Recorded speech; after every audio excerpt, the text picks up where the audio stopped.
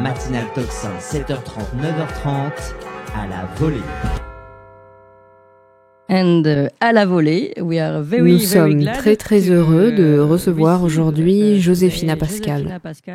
Bonjour Joséphina Pascal. Bonjour à vous et à tous nos auditeurs. Et merci de votre aimable invitation et de l'intérêt que vous portez à la situation en Roumanie. Nous nous intéressons beaucoup à ce qui se passe actuellement en Roumanie. Et c'est pourquoi nous voulons vous écouter très attentivement. Pour vous présenter, vous êtes une journaliste indépendante roumaine et bien sûr, vous suivez de très près ce qui se passe actuellement en Roumanie. Pour résumer, la Cour constitutionnelle a rejeté il y a 2 jours à peine le recours judiciaire formulé par Călin Georgescu afin de se présenter comme candidat à l'élection présidentielle.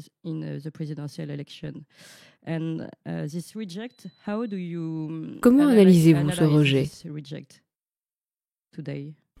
Il est abusif. Le système, l'establishment, l'état profond, peu importe comment vous voulez l'appeler, c'est une réaction naturelle à tout candidat qui présente un danger pour l'establishment actuel, en politique, et pas seulement en politique en Roumanie. Car la situation devient encore plus compliquée quand on considère le point de vue géopolitique. Nous avons constaté le soutien à Călin Georgescu de la part de divers membres de l'administration Trump, ce qui a vraiment irrité les politiciens en Roumanie. Ce qui est paradoxal, car nous sommes censés avoir un partenariat stratégique avec les États-Unis d'Amérique. C'était le premier partenariat stratégique que nous avons signé après la chute du régime communiste. Nous étions donc censés nous réjouir du soutien de nos alliés envers Călin Georgescu.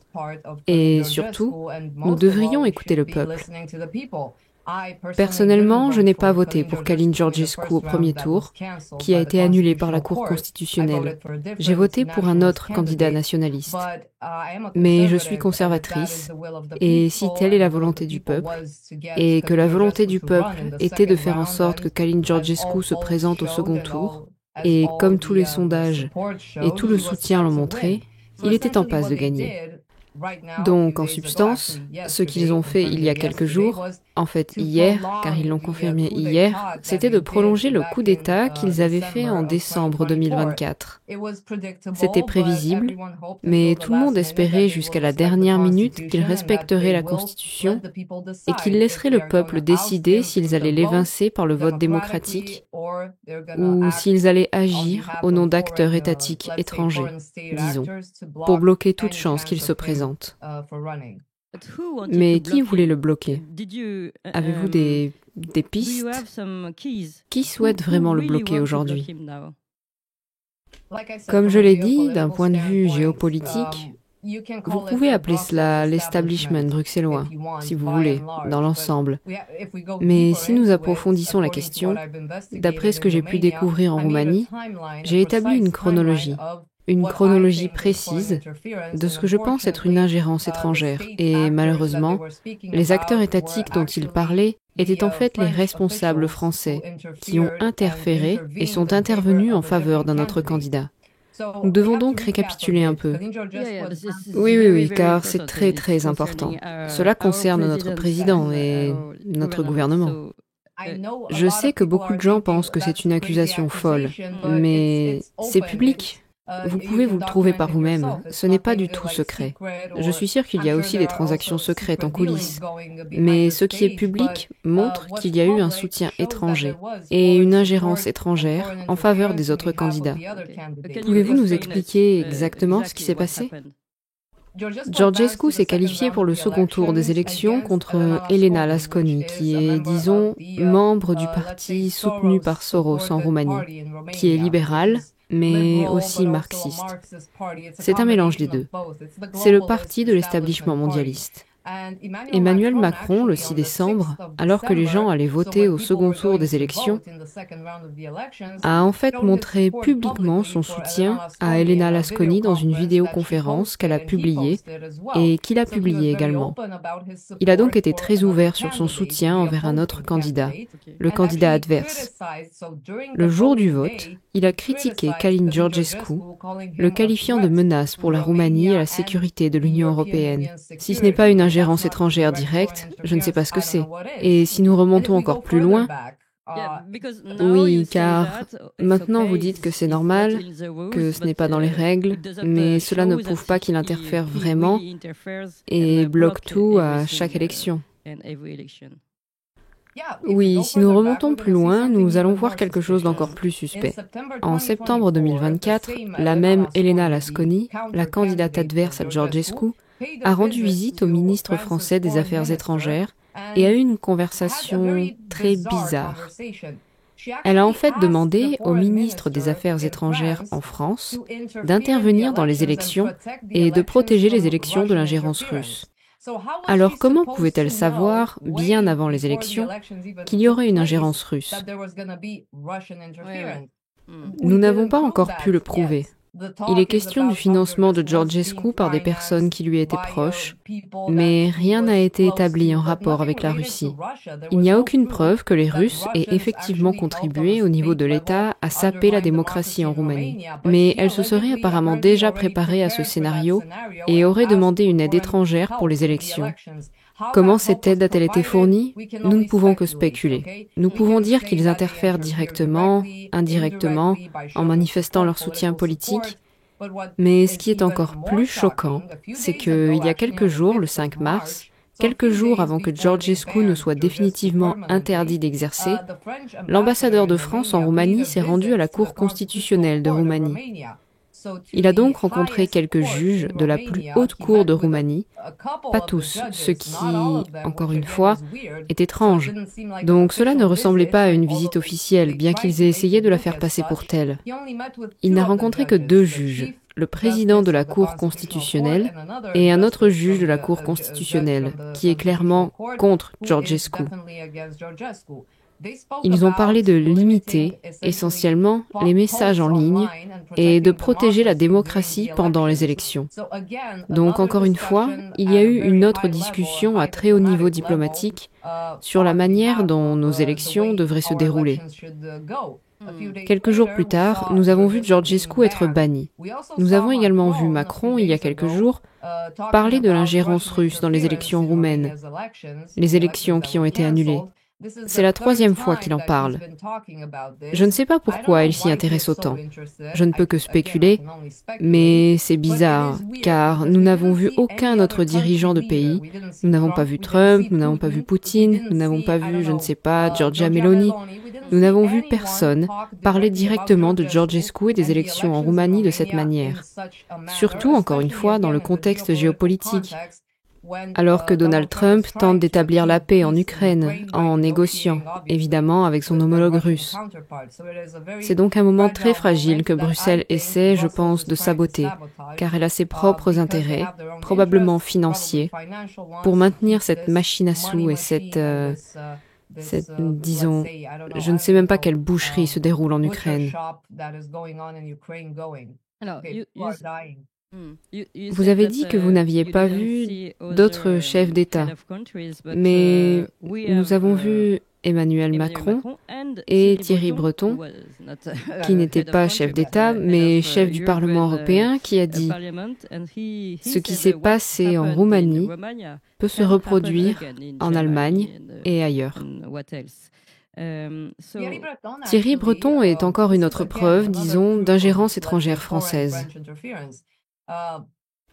En 2021, le confinement pandémique était en cours. Nous avions un homme qui était un fonctionnaire officiel du gouvernement, le chef de l'institution de protection des consommateurs, qui a trouvé un tas de sociétés, des sociétés françaises, en particulier celles du commerce de détail. Il leur a infligé une amende parce qu'elles ne respectaient pas les règles. Devinez ce qui s'est passé? Quelques jours plus tard, Thierry Breton est venu en Roumanie et ce type a été licencié. En même temps, Thierry Breton a fait pression sur les membres du Parlement roumain pour qu'ils mettent en place le certificat Covid. Vous savez, ce pass sanitaire Covid dont vous aviez besoin pour travailler, pour sortir. Donc Thierry Breton a l'habitude de se rendre en Roumanie dans des moments très tendus et de faire beaucoup de déclarations effrayantes sur la politique roumaine.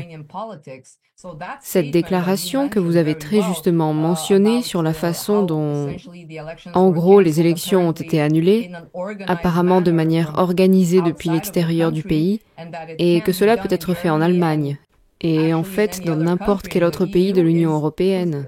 Et comment puis-je dire, le plus haut niveau de ce genre de déclaration. Mais il a fait plusieurs déclarations dans le passé, donc j'essaie de tout corroborer parce que je vois cela dans son ensemble, comme un tableau plus large. Comprenez-vous pourquoi la France voudrait influencer, bloquer cette élection? Pourquoi la France en particulier? Je pense que, là encore, nous avons deux points de vue. Le point de vue géopolitique, sur lequel je me suis un peu penché, et l'autre est le point de vue des intérêts financiers ou économiques. Le premier point de vue, le point de vue géopolitique, est qu'Emmanuel Macron veut devenir ce que l'Allemagne a été pour l'Union européenne ces dernières années. L'Allemagne n'est plus la puissance qu'elle était dans le passé. Il est évident que l'Union européenne a besoin d'un nouveau leader, d'un nouveau pays qu'elle puisse suivre en matière de défense, de plan économique et de réformes. Emmanuel Macron veut être cet homme. C'est ça qu'il veut pour la France. Ce qui n'est pas mauvais en soi. Je ne suis pas en désaccord avec cela. Je suis en désaccord avec la manière dont ils empêchent les candidats nationalistes, populistes, de droite, de se présenter aux élections.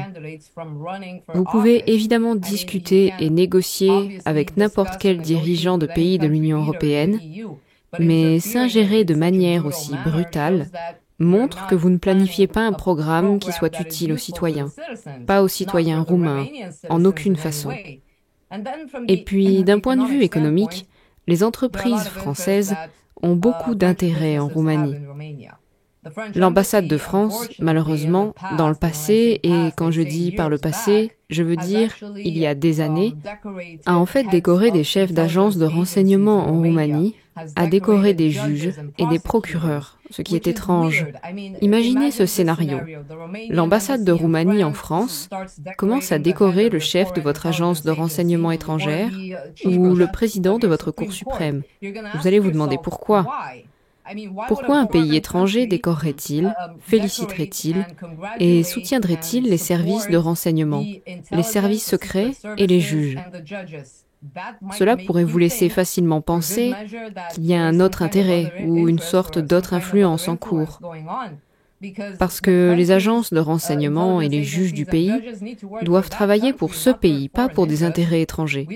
Nous n'avons aucune preuve de cela, évidemment, mais nous savons que l'ambassade de France a été impliquée dans de nombreux projets d'ONG qui ont un parti pris de gauche, qui ont un parti pris Soros. Donc, ils opèrent dans ce domaine. Je n'ai pas vu la France, l'Allemagne, les Pays-Bas, l'Italie, même aucun des pays européens condamner ce qui se passe en Roumanie. Parce que, indépendamment de ce que vous pensez de Călin Georgescu, que vous le souteniez ou non, que vous soyez de droite ou de gauche, l'idée même d'annuler des élections, d'interdire à des candidats politiques de se présenter sans qu'ils aient été condamnés au pénal ou interdits de manière légale, est inacceptable pour une démocratie européenne. C'est incompatible. Et pourtant, nous voyons Emmanuel Macron applaudir cette décision et dire « c'est ce que la Roumanie doit faire, et c'est ce que chaque pays de l'Union européenne doit faire pour protéger sa démocratie. » Ce n'est plus une démocratie, et c'est ce que les gens disent. Ce n'est pas seulement mon opinion. Oui, passons à l'opinion du peuple en Roumanie. Maintenant, bien sûr, nous avons vu cette grande manifestation et tous ces gens qui sont très mécontents maintenant. Pensez-vous qu'il y aura peut-être plus, peut-être un renversement, une révolution à cause de cela? La Roumanie est un pays intéressant. Bien que nous soyons entourés de Bulgares, de Hongrois, nous avons des pays voisins qui réagissent quand, disons-le ainsi, si quelque chose comme ça s'était produit en Hongrie, oui, cela se serait probablement terminé par une révolution. En ce qui concerne la Roumanie, on ne voit pas vraiment beaucoup de gens dans les rues. Ce n'est pas leur façon de réagir. Ils ont un type de protestation silencieuse. Et c'est ainsi que Georgescu a en fait gagné au premier tour des élections. Il a obtenu plus de 2 millions de voix. Il est passé inaperçu. Cela signifie que les personnes qui ont voté pour lui étaient mécontentes du gouvernement actuel, de la classe politique actuelle, et qu'elles ont voté en signe de révolte dans une tentative désespérée de changer le gouvernement. Je pense donc qu'en bannissant Călin Georgescu, ils ont amplifié cette résistance, ce sentiment de révolte au sein du peuple roumain. Je ne m'attends pas à voir des millions de Roumains dans les rues. Non, en fait, ce serait un peu bizarre. Connaissant le comportement du peuple roumain, il n'y a jamais eu de manifestation organique, disons, massive en Roumanie. Nous en avons eu une en 2018, mais elle était parrainée par les ambassades, par les ONG de Soros, par l'USAID et par le National Endowment for Democracy. Elle a été financée de l'extérieur dans le but de renverser ce gouvernement. C'était ce qu'on appelle une révolution colorée. Un mouvement naturel comme ça, je ne pense pas que nous allons voir cela. Mais nous allons assister à beaucoup de révoltes quand il s'agira de ces politiciens qui ont perdu la confiance du peuple. La mission de Călin Georgescu, s'il en avait une, a été accomplie. La classe politique a été démolie. Les gens ne font plus confiance aux politiciens, ils ne font plus confiance aux institutions, ils ne font plus confiance au système judiciaire, ils ne font plus confiance aux services secrets, ils ne font plus confiance à personne ni à rien. Et malheureusement, la situation économique est si mauvaise que tout contribue à une agitation qui se terminera, je pense, avec un autre candidat qui en profitera probablement et deviendra le prochain président de la Roumanie. Compte tenu de ce qui s'est passé précédemment, tout est possible à ce stade. Et c'est le plus gros problème. Nous ne pouvons rien attendre du système judiciaire. Si ce genre d'action inconstitutionnelle et antidémocratique est accepté. Y a-t-il un autre candidat qui peut rassembler tous ces gens qui sont manifestement très, très mécontents de ce qui se passe? Y a-t-il un autre candidat? Je suis sûre qu'il y en a, même des gens que nous ne connaissons pas encore. Je ne sais pas si vous comprenez. Les gens que nous connaissons comme le chef de l'opposition, George Simeon de notre parti. Il est le candidat le plus probable, car il a soutenu Georgescu. Il a été aux côtés de Georgescu dans les manifestations, dans les actions politiques. Il a aidé Georgescu à obtenir toutes les signatures pour sa deuxième candidature. Donc tout le monde s'attend à ce que George Simeon se présente maintenant à la présidence. Mais il a déjà dit qu'il ne se présenterait pas. Donc évidemment, cela laisse un mystère. Qui va se présenter? Il y a beaucoup de possibilités. Parce que, encore une fois, la beauté de ce que Georgescu a fait à travers sa candidature, sa première candidature et sa deuxième, c'était de montrer aux gens que n'importe qui peut essayer de battre le système, et que le système va réagir violemment, brutalement, mais que vous pouvez le faire. Donc n'importe qui peut être Georgescu à ce stade. N'importe qui est évidemment un patriote et qui aime son pays, et qui veut se battre pour la démocratie et pour que nos droits de l'homme et nos libertés soient respectés. Je pense que nous allons avoir beaucoup de surprises. En ce moment, les médias traditionnels pourchassent déjà George Simeon, le chef de l'opposition, pourchasse d'autres patriotes potentiels, souverainistes, populistes, peu importe comment vous voulez les appeler. Mais je pense que nous allons avoir une grosse surprise. Je ne peux pas vous le dire maintenant parce que je ne sais pas, je spécule comme tout le monde, mais je pense que nous aurons des surprises. Je ne pense pas que les choses resteront ainsi. Il y a trop de révoltes dans la société. indépendamment des opinions politiques, parce que l'injustice a été faite à l'encontre des deux candidats, même celui que, comme vous l'avez vu, Macron a soutenu. Donc tout le monde devrait être contrarié par ce qui s'est passé, et je pense que c'est le cas. Je pense que le candidat parfait en ce moment sera celui qui promettra et qui fera, bien sûr, la justice pour ce qui s'est passé au cours des 6 derniers mois. Nous avons des politiques en France qui ne sont pas très célèbres, comme Florian Philippot, qui disent maintenant que la Roumanie et le peuple roumain vont libérer la Roumanie et le reste de l'Europe de ce système européen, parce qu'ils montrent tout ce qui se passe. Pensez-vous que la Roumanie peut mener ce mouvement comme il l'a dit ? Encore une fois, nous revenons au point de vue géopolitique. Je pense que c'est le cas de toute personne normale. Je veux dire, une personne normale avec des arguments avec lesquels vous pouvez débattre dira que la Russie et les États-Unis ont un intérêt clé à déstabiliser l'Union européenne. Pourquoi ? De notre point de vue en tant que patriotes, parce que l'Union européenne est sur le point de devenir l'Union fédérale des États européens.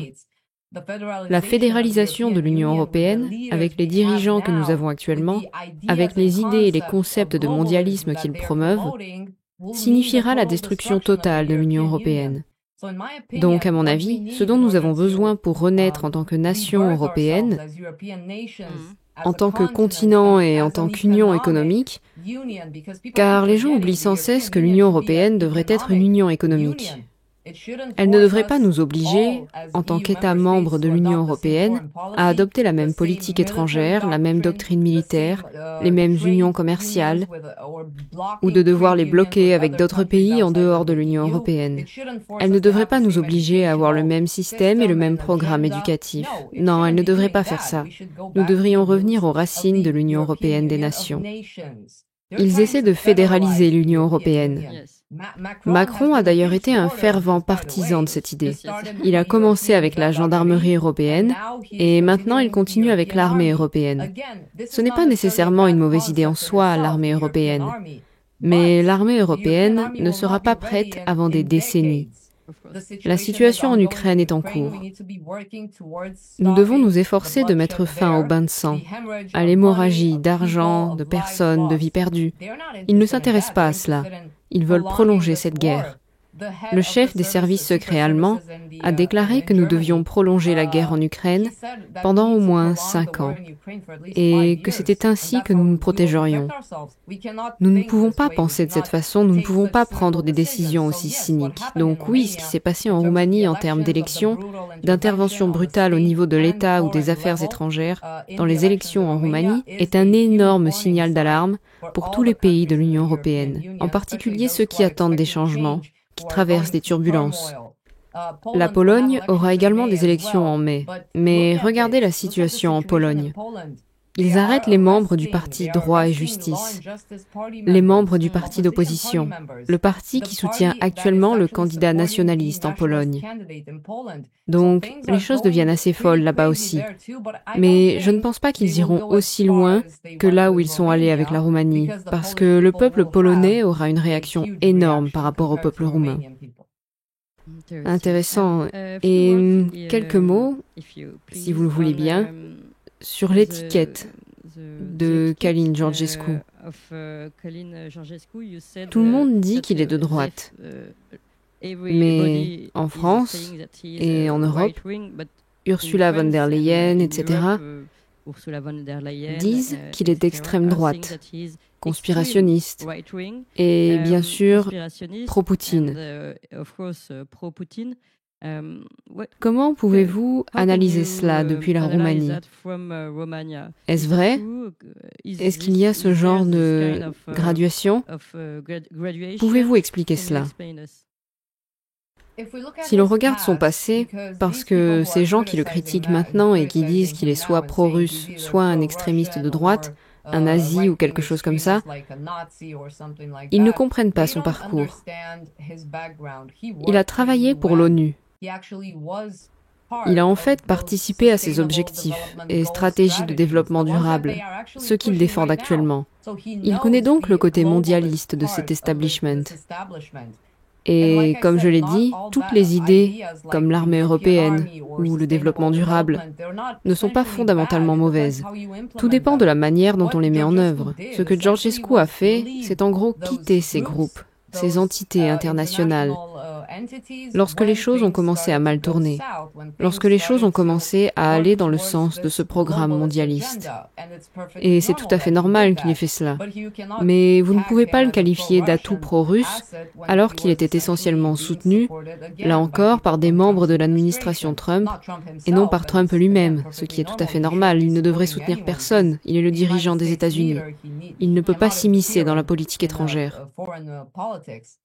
Je ne pense pas qu'il soit pro-russe. Je ne pense pas qu'il soit pro-américain en soi. Je ne pense pas qu'il soit pro-quelqu'un. Je pense qu'il était et qu'il est nationaliste. Il aime son pays. Il a toujours travaillé pour aider son pays, tant au niveau national qu'international. Il est le produit du mécontentement de la Roumanie face à ce qui s'est passé au cours des 30 dernières années. Et il est également le produit de l'opposition silencieuse au sein du système. Et cela pourrait expliquer bien d'autres choses.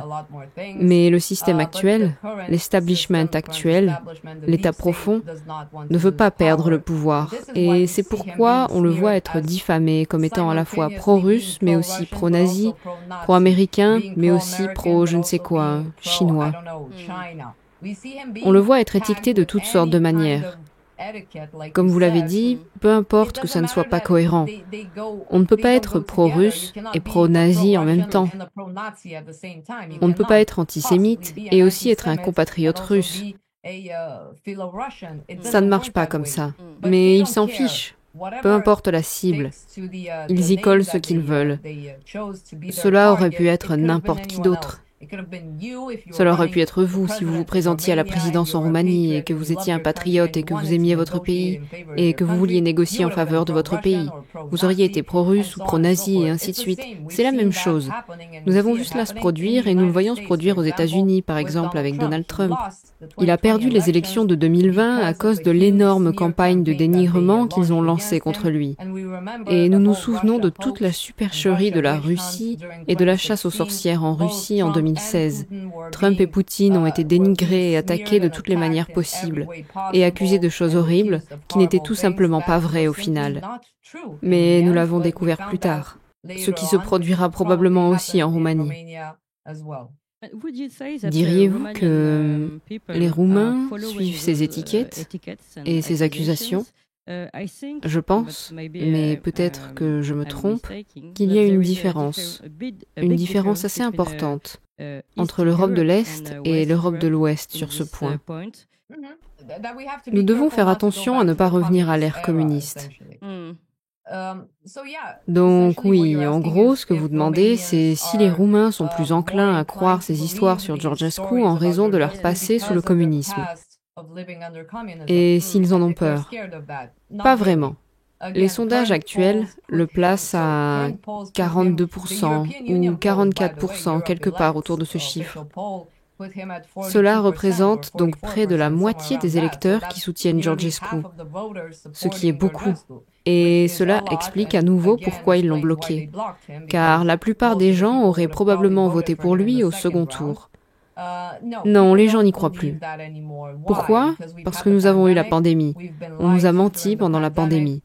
Nous avons vu des gens mourir parce qu'ils ne recevaient pas de traitement dans les hôpitaux. Nous avons vu des gens se faire écraser et être harcelés par l'armée dans les rues parce qu'ils sortaient de chez eux pendant le confinement. Nous avons vu la propagande et la façon dont vous étiez accusé d'être un agent russe si vous demandiez, par exemple, pourquoi nous envoyons autant d'argent à l'Ukraine et ce qu'il advient de cet argent. Comment pouvons-nous arrêter cette guerre ? Si vous faites la promotion de la paix en Ukraine, vous êtes qualifié d'agent russe. Et maintenant, nous voyons Donald Trump faire la promotion de cela. Ainsi, les Roumains ont appris grâce à ces expériences, je peux les appeler expériences médiatiques et judiciaires, et ils ont appris à ne pas croire à toutes sortes d'histoires lancées par les médias, d'autant plus qu'elles sont bien organisées. Il est impossible, dans un monde démocratique, de voir 10 médias publier en même temps la même campagne de dénigrement, la même histoire contre Georgescu. C'est clairement motivé par la politique, par des intérêts économiques, par des intérêts étatiques profonds. Les gens ont donc appris à rejeter automatiquement leurs histoires. C'est un effet naturel. Lorsque vous terrorisez les gens avec de la propagande, cela n'est plus efficace, car les gens cessent de croire votre propagande. C'est une situation logique. Donc non, je ne pense pas que les gens croyaient ces histoires. Mais certaines personnes, comme moi au début, n'étaient pas sûres du passé de Georgescu. Mais si vous vous documentez, vous verrez que cet homme a été partout, à l'étranger, au niveau national, précisément avec les personnes qui l'attaquent maintenant. Donc, encore une fois, cela n'a pas de sens. Il faisait partie de l'establishment, il faisait partie du système. Et les personnes avec lesquelles il travaillait, les personnes avec lesquelles il écrivait des projets, l'attaquent maintenant en disant que c'est un agent russe. Pourquoi l'avez-vous laissé occuper ces postes en premier lieu? Chaque fois que vous essayez d'avoir un débat logique avec les propagandistes, ils n'ont aucun argument. Ils vous disent simplement qu'il est un agent russe et c'est tout, vous devez le croire. De toute évidence, les Roumains n'y croyaient pas. C'est pourquoi ils ont dû l'interdire, parce que si les Roumains croyaient qu'il était un agent russe et qu'il était mauvais pour la Roumanie, l'Union européenne et les États-Unis, ils ne l'auraient pas soutenu. Les Roumains sont pro-européens, ils sont pro-américains et anti-russes, dans le sens où ils ne veulent pas être sous la sphère d'influence russe. Donc tout est clair de ce point de vue. Ce qui prouve encore une fois que Georgescu n'était pas le candidat de la Russie. Ma dernière question, qu'attendez-vous de nous, de la France et peut-être de l'Europe de l'Ouest?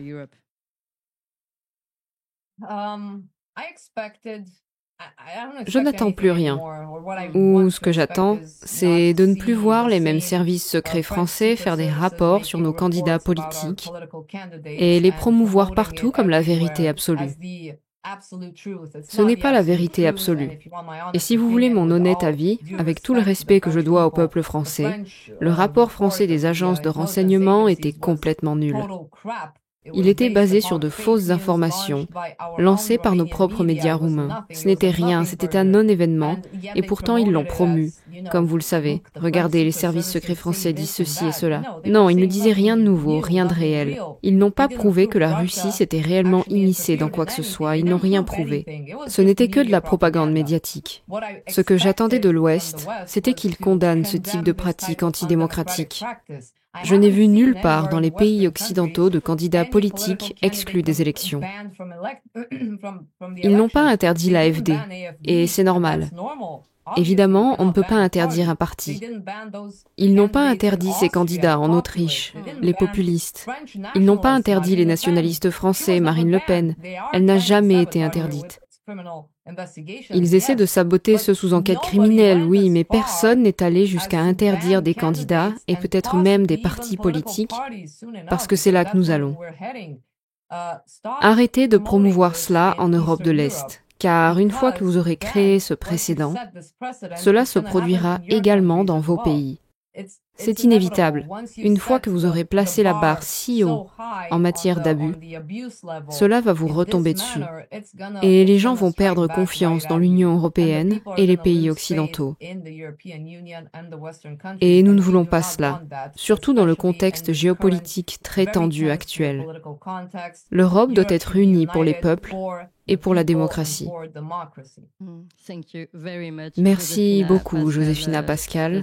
C'était très, très intéressant et je vous remercie pour cette explication et j'espère que nous vous reverrons bientôt sur Tocsin.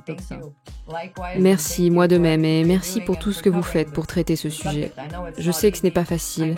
Je sais à quel point la pression est forte là-bas aussi. C'est la même chose partout, malheureusement. Merci beaucoup. Vous avez aimé cette émission, vous voulez que l'on continue d'exister et de creuser ces sujets. Sachez que nous n'avons ni subvention, ni milliardaires, ni oligarques derrière nous, que nous ne dépendons que de vous. Donc faites un don à tocsin-media.fr, tocsin-media.fr, et encore mieux, faites un don régulier pour que nous continuions d'exister. Merci.